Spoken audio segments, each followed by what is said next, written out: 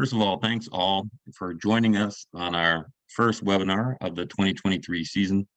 We're looking forward to chatting at you all on a regular basis this year. We're hoping to have at least one webinar a month for you, so you can keep up with us and we can interact, and it'll be fun. Tonight I want to talk to you about, well, it's actually sort of a game that I've developed and like to play, and I'm going to talk to you about my adventures in doing this, keeping a Kowa scoping year list. But first, I want to remind everybody, give you a little history. I've been an optics representative to the birding and nature market for the last almost 20 years now. I came to Kowa in January 2020, and some people ask me, why Kowa? Well, honestly, it's just a really good fit for me as a passionate birder and a digiscoper to come to a company like Kowa that is very enthused about and very supportive of the birding community.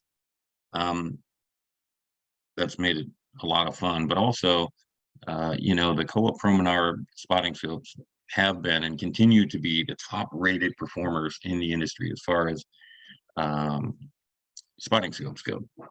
And as an avid digiscoper coming to a company that has 8 lines of spotting scopes and having the PROMINAR series and the most complete line of digiscoping adapters available for all types of cameras and phones, it's just a natural fit, really, for a birder. For me, it's kind of like a kid getting his dream job at a candy store, really. So that's that. One of the other big advantages for me and a highlight of wanting to come to Kowa was the ability to work with Robert Wilson. I don't know if any of you know Robert or not, but Robert's also, he's kind of a legend in the digiscoping community, a professional photographer by trade. He retired as the official photographer for Lockheed Martin, and after retirement discovered digiscoping and fell in love with it. And I mean, as a professional photographer, to fall in love with capturing images with your phone through a spotting scope is probably blasphemous to a degree in the community, but Robert loves it and he loves sharing it with people. And in January 2020, we started our fun together, working shows side by side at the Space Coast Bird and Wildlife Festival to the Whooping Crane Festival in Port Aransas, and then out to San Diego, where this picture's from, for the San Diego Bird Fest in March. And the one thing about Robert, he's the best at being on the ground and just sharing his passion with every consumer that comes up. He wants to teach every single person all he can about how to make your experience great using the spotting scopes with the cameras and phones. So that was wonderful working with Robert in the early days of 2020. Now, when we weren't guiding or giving up workshops, one of the things that Robert and I did regularly was to go out in the mornings and we would, shoot images, because that's the thing both of us wanted to do.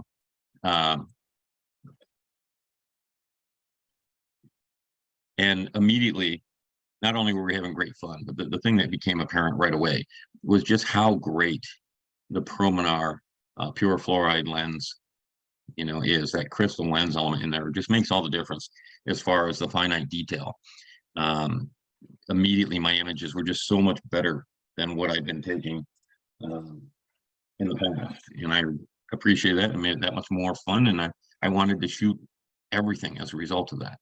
So again, we went from Florida, the Space Coast Bird and Wildlife Festival, and then continued on. We moved to, oops, hold on. There we go.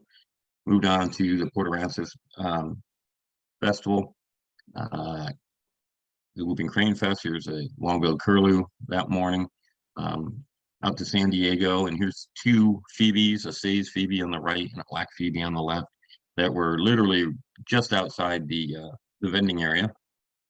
And then as we were vending. A raucous flock of these red masked parakeets came in and dropped right into the middle of the courtyard, right in front of the building, where we were all vending. And it was fun because all the manufacturer reps, we all grabbed our scopes and ran over there and started shooting these noisy critters.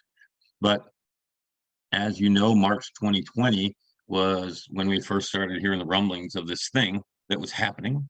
And even as we were at the San Diego Festival, the mandates and conversation about lockdowns and quarantine and everything started up. So we all headed to home where we sat. So it was kind of an interesting time. I got very much in tune with the birds in my own backyard under quarantine. For the first few months, we didn't leave the yard, but still, it gave me an opportunity to play with my new toys, these PROMINAR Kowa scopes, and shooting just the common birds. And again, appreciating how I'm able to capture every little finite detail, the individual feathers, and even the barbs in the individual feathers. Like this female red-bellied woodpecker here. Here's a male painted bunting and a pair of common ground doves, which aren't common yard birds for most. I know they're more southern birds, but a house wren certainly is something that's ubiquitous. And I think most people watching today can probably relate to house wren as a yard bird or a bird that they have in their hood. But in winter, we have them down here. And that's the thing. In March, when we first returned, the wintering birds were just starting to think about moving north. Migration was just beginning, and they were mixing with our resident birds like this red-shouldered hawk again in my yard. As we got further and further, every month that went by, it seemed like things got a little more flexible. The CDC was recommending that people do go out for mental health, but only if they could do so safely and maintain social distancing, of course. So we started to expand our our realm of our circle of experience, to our neighborhoods, and maybe the local park down the road and other things. So interestingly enough, after all was said and done, I was amazed to discover in December of 2020 that I almost photographed 350 bird species, even being locked down for the last 9 months. And it made me realize, if this had been a normal travel schedule, going to all these birding events that we typically go to, I wonder how many birds I could have photographed. And so at that moment, the concept of year listing, a Kowa scoping year list, was born. And I created this game, and I decided I was going to compete against myself, just to see how many birds I could get in the course of doing normal business. Since it's my game, I got to create my own rules, and the rules were simple. I had 2 rules. One, the images had to be taken through a Kowa PROMINAR product, and I used my phone for all of these through primarily the Kowa spotting scopes. But once in a while, I would also shoot with the binoculars, and I can give you an example here. This is a locally uncommon bird species, a gull-billed tern. They're not very common in my neighborhood, and it was circling around this pond about 2 miles from my house, and I just couldn't get the scope on it. It was just too close, and I couldn't fit it all in, and it was flying the whole time. So I switched the ring on my digiscoping adapter and pushed it onto the front of my binoculars, and started shooting in video mode, and captured a few bursts of this thing passing by, of which I was then later able to kind of scroll through and pick a few frames that were clear enough to be able to document the occurrence of this gull-billed tern in my neighborhood. The second rule is that the bird had to be identifiable, and I think people would argue whether or not this one fits the second rule. I think probably some people could get it if you're familiar with your birds and know birds of prey in particular. This was a bird that in January flew in at first light carrying a pigeon, and it landed on this lighted sign on a hotel I was staying in. Unfortunately, it was on the same wall as my room. So the only way I could even get an image was to push the scope right up against the window, and had to shoot sideways through this window glass. And that's, even with the best scope in the world, I'm afraid this is the best I could muster as a quote unquote identifiable image. This is an adult peregrine falcon that was plucking a pigeon. I counted this one, and I'll explain why. If this was a rare bird that I wasn't going to see again, maybe I wouldn't have. But since I know I live in Florida and that the year was only just beginning, Florida, especially South Florida and the Florida Keys, is the world's best spot to view the most number of migrating peregrines in the entire world. So I knew without doubt, living there, that I would clean that up by the end of the year. And I certainly did get a much better and inarguably identifiable picture of an adult peregrine falcon. So January 1 came around in 2021, and things were pretty much the same. You know, we're again about 9 months into this thing. Things had gotten a little more flexible. You know, it was still understood that you should get out, but maybe still with caution, right?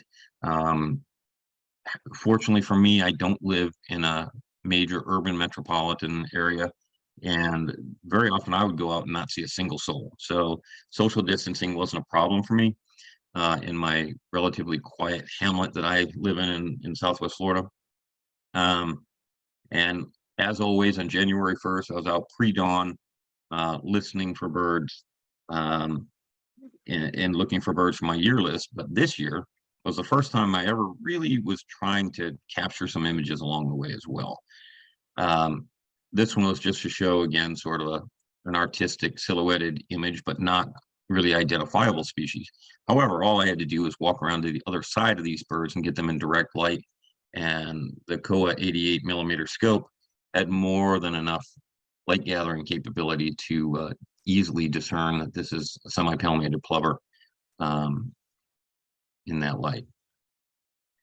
Now, the great way in Florida, at least, to kick off a large Kowa scoping year list is to go where there's loads of birds that you can shoot, many species that are right out in the open, not moving very quickly. So we go to the marshes and ponds and start with wading birds, where you can easily pick up, you know, a dozen, 15, maybe even 20 birds in a single sitting in mere minutes, honestly. You can see here there's 5 different species in this picture. We've got roseate spoonbills, white and glossy ibis. There's a greater yellowlegs down in the lower right corner, a couple snowy egrets in there. Our roseate spoonbill, of course, is one of the glamour birds that everyone wants to see when they're visiting Florida. So do them a little better, a little more justice to him. But they're not all that flashy. I mean, things like the little blue and tricolored heron over on the left-hand side, the snowy egret center, and then adult yellow crown night herons are but a few examples of the wading birds that we get here. In these same ponds and marshes, of course, you can get red-winged blackbirds and boat-tailed grackles quite easily, common grackles. Generally, we can get wintering waterfowl like blue-winged teal, whistling duck, our resident mottled ducks as examples, you know, pied-billed grebes, American coot, gallinal, things of that nature, all in the ponds. Another way to sort of a target-rich environment, if you will, would be to go to the shore, where there's loads of different gulls and terns and more wading birds and shorebirds and seabirds and other things to shoot. And here's just an example. Here's 3 of the quote unquote ringed plovers, not ringed plover in the way that we have in Europe, but plovers that have rings on their neck. This is the Wilson's plover on the left side. Upper right is a snowy plover, and lower right we have a piping plover for comparison. Clockwise here we've got a marbled godwit with a couple willets behind, at least in part. Then to the top right is the American oyster catcher, a little more showy bird, and a red knot that's very much not red in winter. Black skimmers are a specialized member of the tern family, and they use that lower mandible to skim through the water and catch fish that way. Always showy and beautiful, wonderful to take images of all the time. And here's a royal tern as well, just as another example. But this is a pretty typical day at the beach, right? The reddish egrets prefer more the salt or brackish lagoons than the freshwater ponds. So you'll often see them in the tidal flats around these barrier islands.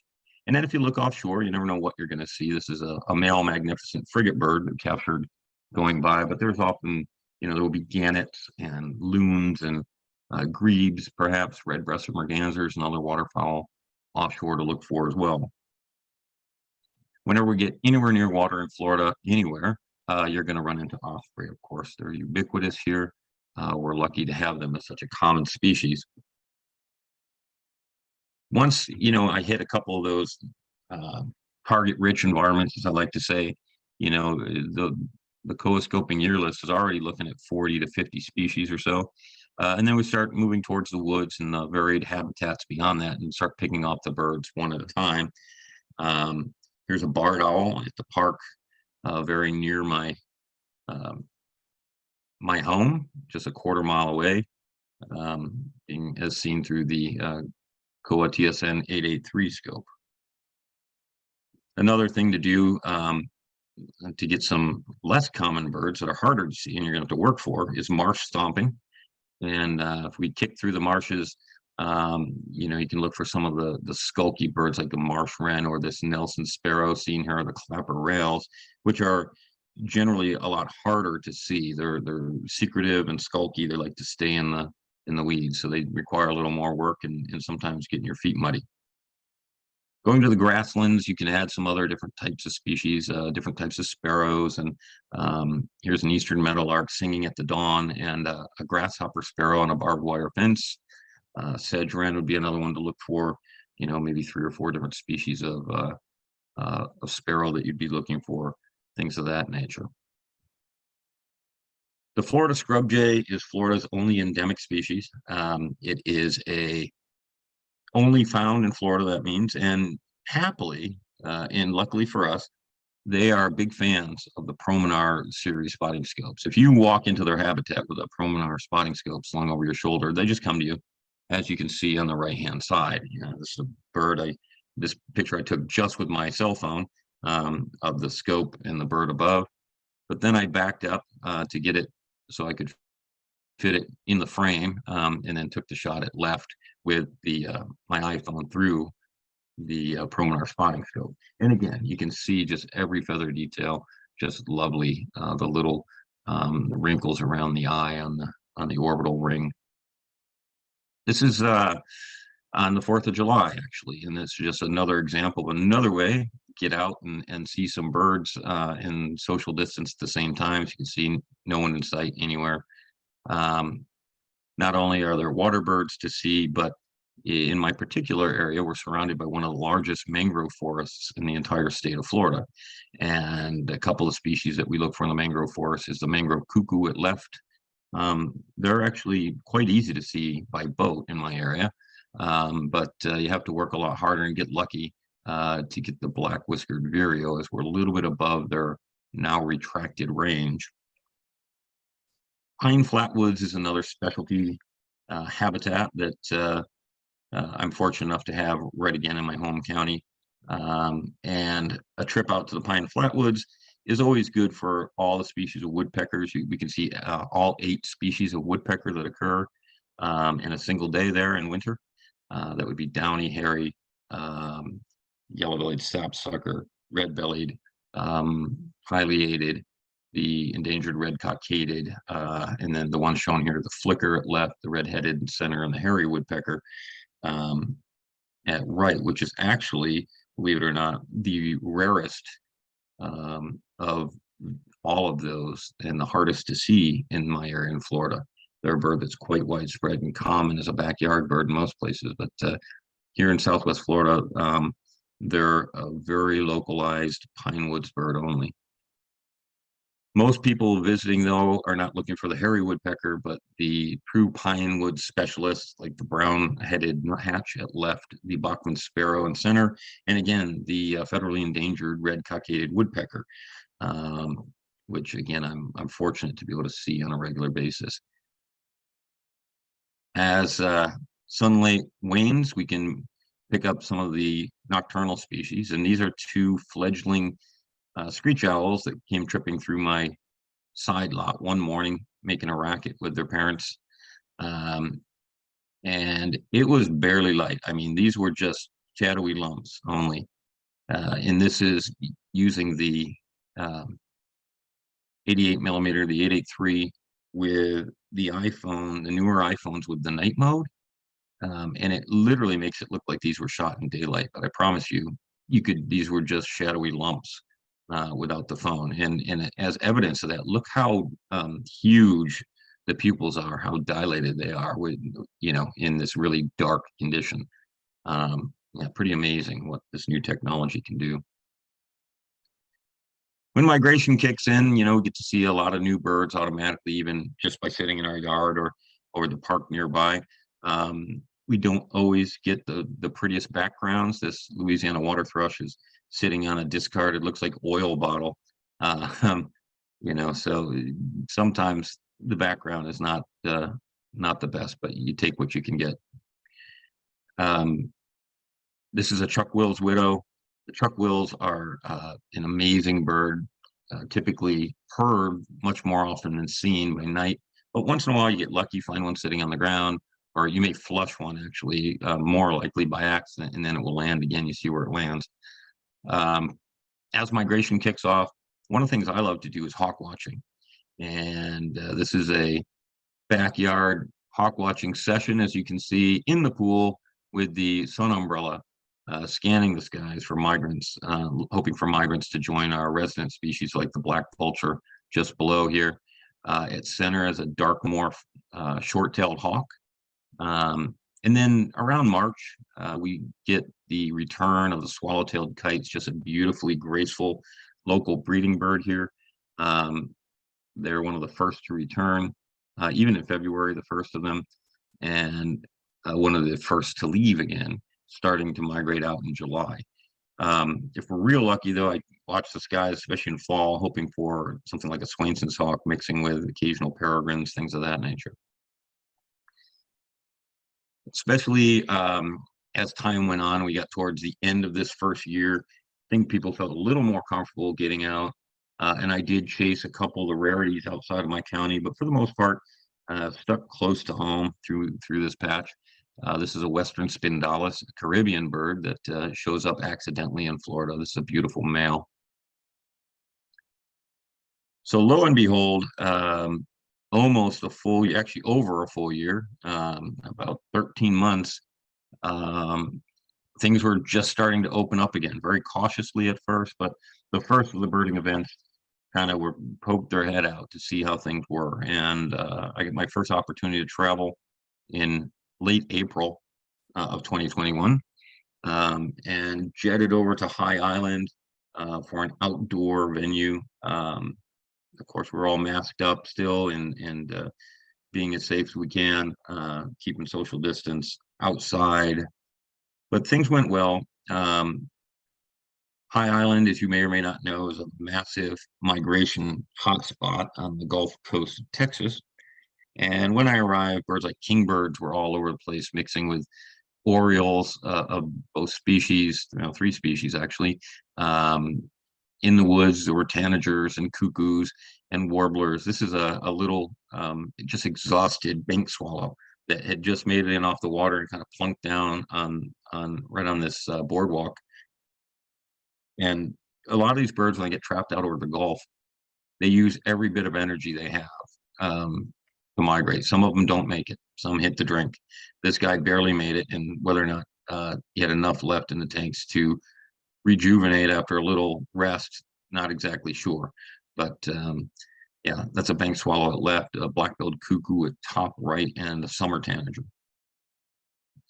Some of the rare warblers, like cerulean warblers, can be seen, but there were a lot of warblers pushing through the woods and on the ground. This is a Kentucky warbler at left and a black-throated green warbler top right. Prairie warbler is a common bird in Florida, uncommon really on the Texas Gulf Coast in spring. Some of the less flashy birds, but still happy to see them, are things like the Catharus thrushes and the Epidnex flycatchers. This is a hermit thrush and a gray cheek thrush, left and right respectively. In the center is a least flycatcher. These are birds that have subtle markings, and do pose some ID challenges for birders, especially as you're gaining your experience. At the same time of year, many of the colonial water birds were nesting in force. Here's a neotropic cormorant and an anhinga that were breeding. A lot of the birds that they get on the Texas Gulf Coast, we share here on Florida Gulf Coast. So back home, a lot of the same things were happening with the same species. These are black-necked stilts, obviously in the process of breeding to the right, and then one just picking at the water with a lovely reflection on the left side. Again, it's just kind of amazing to me what you can do with your phone through these spotting scopes. It just boggles my mind daily. One of my favorite things to do, though, at breeding season is to go and watch the courtship displays of the colonial water birds. So I hit the beach again very often for these lease terns and again, those plovers that I showed you earlier. Here's a baby black skimmer. But also beyond just seeing the pageantry of the breeding spectacle, it's also a great time for rare birds in summer. And this is June, July 2021. It's an Arctic tern that was found at the beach.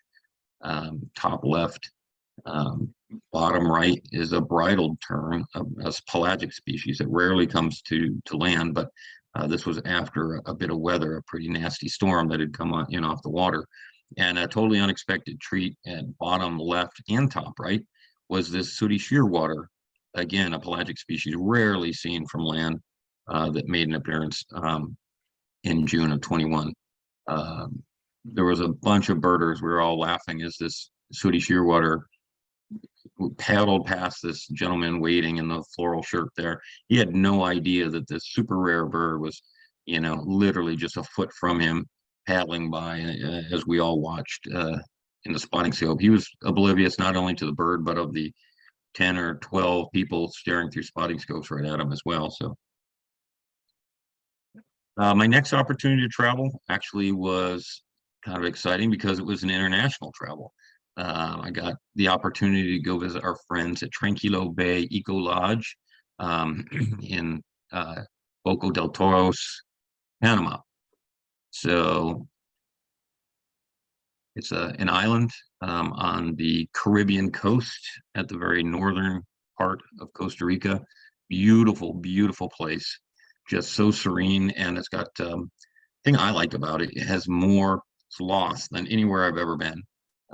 So got a lot of opportunity to shoot the sloths, and even this youngster that had come down to the ground that gets stuck on these trees. We helped him get back up to the canopy. Oops. Again, an island around the Caribbean. Doesn't get much more peaceful. There's a sunset and the Kowa scope. So many birds. I mean, here's a rufous-tailed hummingbird, scarlet-thighed dacnus, a snail kite. The new species for the Kowa scoping life list and year list were coming rapidly, being able to be in the American tropics where there's just so many more bird species. This is a common blackhawk in the mangroves, and me photographing this mangrove warbler, which is a subspecies of yellow warbler, actually, that has this beautiful reddish orange head. Being surrounded in water, this is the tower at Tranquilo Bay. Naturally, water birds are on the menu. However, a pitching boat is a difficult spot to get images of these seabirds in flight that nest on offshore islands. So again, here's another example where we're using the binoculars to try and get these documentary shots of these birds with the phone attached. There's bunches of magnificent frigate birds over the island at top, and then lower left, you've got two brown boobies, two adults, a white-tailed tropic bird there, and not a nester, but the bird on right is a subadult parasitic Jaeger, and it was surprising to us to see so many of these birds over summering down there. They don't breed until later in life, so the assumption is that they come down and they don't migrate back and forth. They stay here until they're mature before returning to the high Arctic where they will breed. There's my friend Luis Glace, who was with me on this trip. Luis goes by the hashtag phone scoper on Instagram. You can check out his work there. But here we are in Panama on the way back. We couldn't get back from Boca del Toros in a single trip. So we also stopped at Pipeline Road on the way back and visited the Canopy Tower for the one day because you have to fly in to the international airport and then take a short hop on a domestic flight to get to Bocos del Toros, where you're picked up by the boat and shuttled off to Tranquilo Bay. But on this one day, we added a few more species, and there are just so many species I couldn't begin to share all of them with you, and I won't try. Like I said, it's so easy to get such good images that I wound up getting far more images than I could share in a single talk of this nature. It would require a talk of its own to be able to cover all the birds we saw here.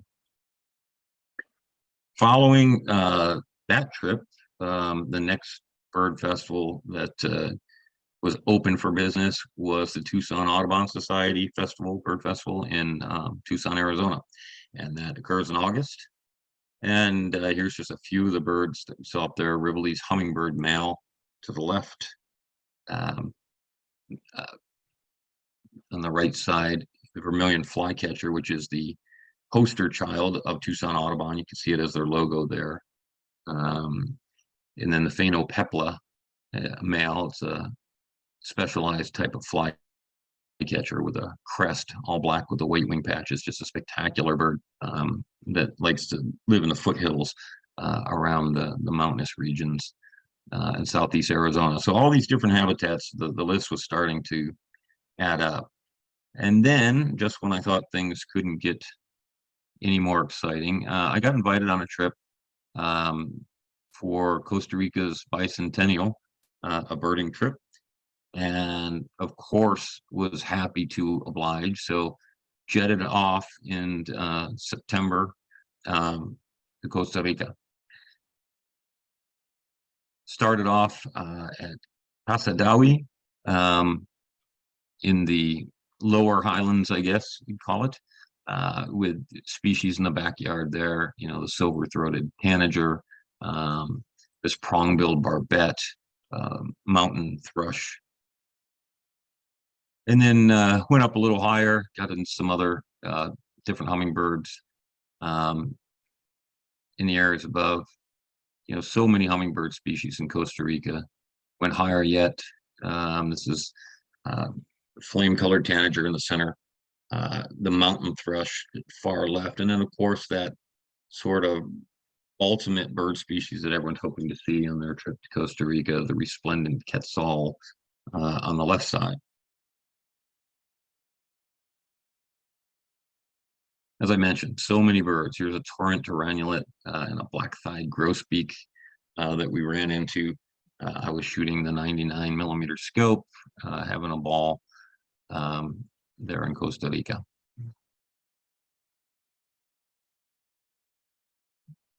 Sulfur wing parakeet, tufted flycatcher, again, some high elevation species that we had. Actually quite cool there in August. You're going to want to have a jacket, and if it rains, you're going to want to have some rain gear as well. Be prepared for the weather should you go. But Costa Rica is just a spectacular country. So much of it is just still preserved and green that it's a treat, and there are birds everywhere, as there are eco lodges. They're truly committed to ecotourism as one of their most viable businesses. A few other species here. The mangrove hummingbird center is one of the specialty species. It's an endemic. The mott broad-billed Montmont at right side is not, but just spectacular colors. This is these are birds of the Pacific slope now we came down along the Pacific coast. Following the trip to Costa Rica, which again, I could do literally an entire presentation on that. We just don't have time to show you or even talk about all the birds we saw there. We had some other opportunities. Gave a digiscoping seminar at the Florida Keys Hawk Watch in early October. Here we are talking to, there's probably 12 or 13 people present there. Got to shoot, of course, a peregrine falcon because it's the Florida Keys Hawk Watch. It's the world's premier location for peregrine migration in the world. And then a reddish egret with a little crab there. Followed that up with the Cape May Bird Observatory Birding Festival, and added more species, things like red-throated loons and other more northerly, North Atlantic specialties that I don't get to see in Florida, but also got to spend that time with good friends, work the booth with Jared Clark of Bird the Rock in Newfoundland, who's also been a speaker with us, giving some of our webinars, and that's Jim Kimball from Tranquilo Bay. The three of us worked the booth together, had a great time in October 21. Jim also has given a presentation, one of our webinars, and I think we're going to have him on again soon. Hopefully both these guys are ready and willing to speak to us again in 2023. And you can see there's the sign for the kickoff party, which Kowa sponsored. It was a really big hit.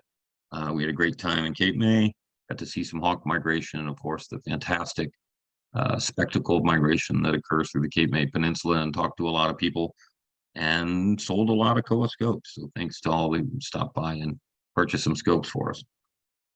Following the Cape May show, we made an appearance at the Rio Grande Valley birding show. At this point, things were starting to seem kind of normal. There were a number of festivals that had gone under for good and we'll probably never see again, but the big festivals were starting to come back, albeit carefully with, lots of restrictions and being very careful.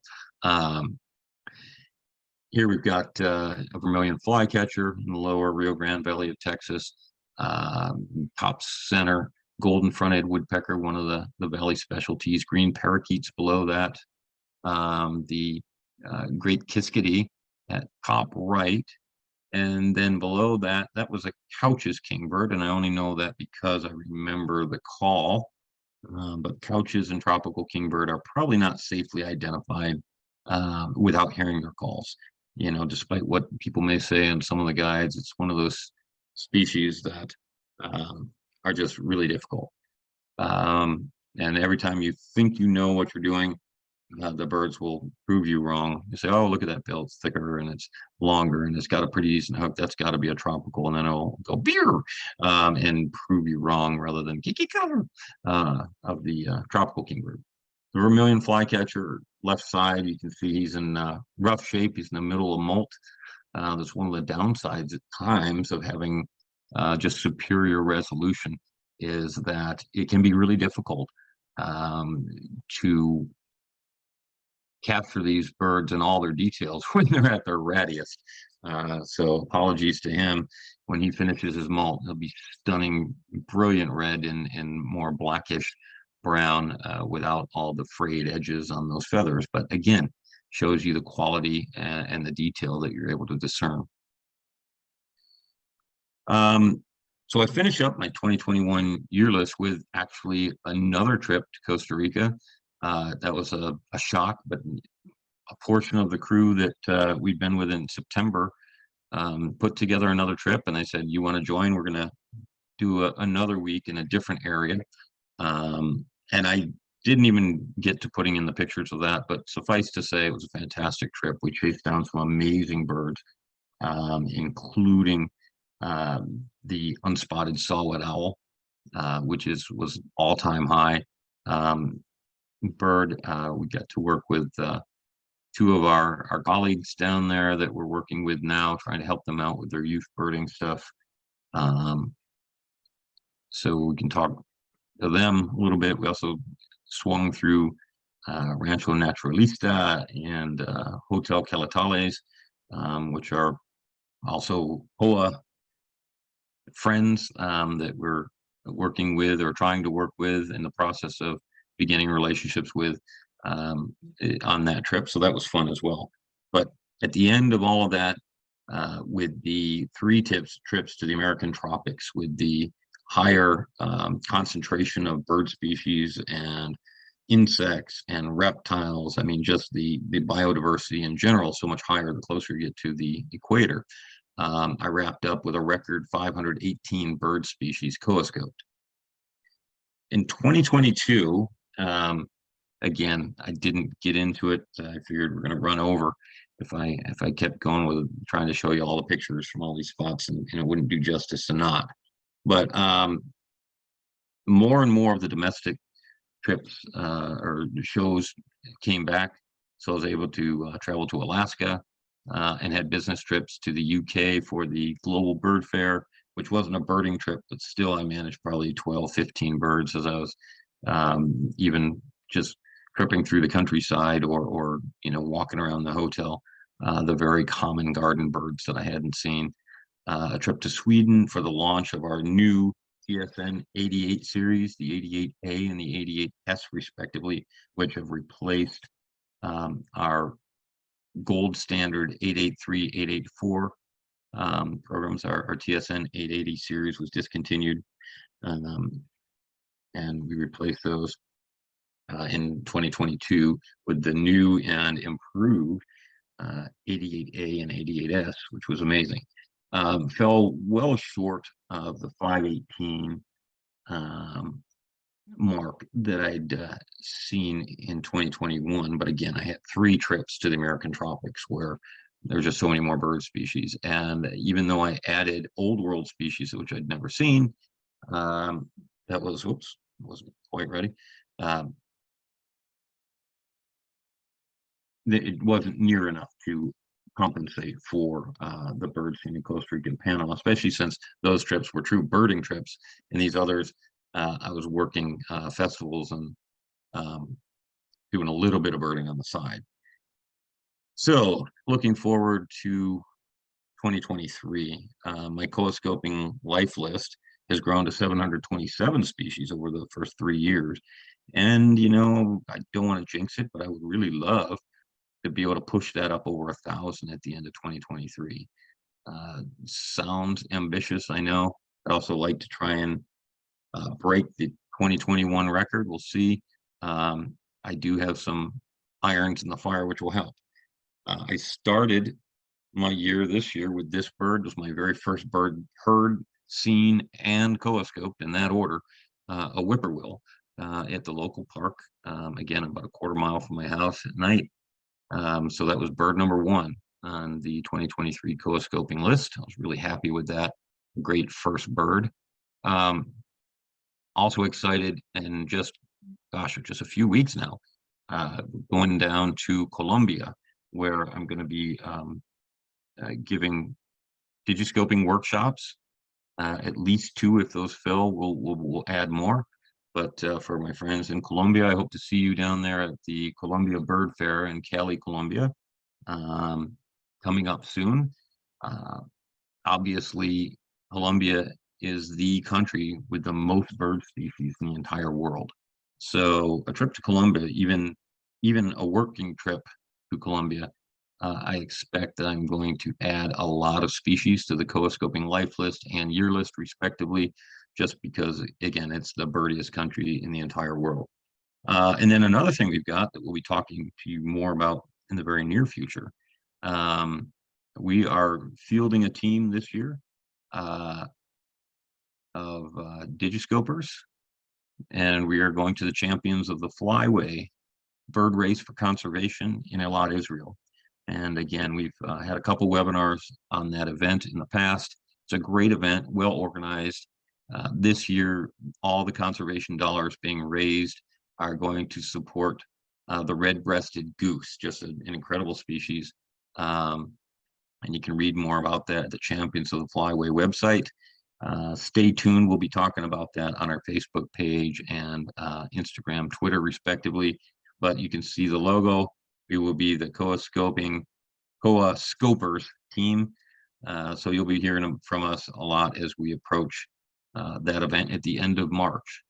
So I've got at least a couple exciting trips, and then the regular suite of domestic trips. So I'm going to see what can happen and what things look like at the end of 2023. But I'm hoping that I can get the Kowa life list over 1,000 and push the this year to be the highest year I've had thus far. I'm up over 150 species here in January, so I think I'm off to a good start, and we'll see what we can do. 518's the mark. At any rate, I thank you all for tuning in. I'm gonna stop the screen share here. If anyone has any questions, feel free. We've got chat and Q&A, but if not, we'll thank you again for tuning in and look forward to seeing all of you again. We're glad to kick this off with sort of this informal, but hopefully fun ride on the Kowa year list. I thank you all for tuning in tonight, and again, we'll see you on the flip side soon. Thanks so much, and have a good one.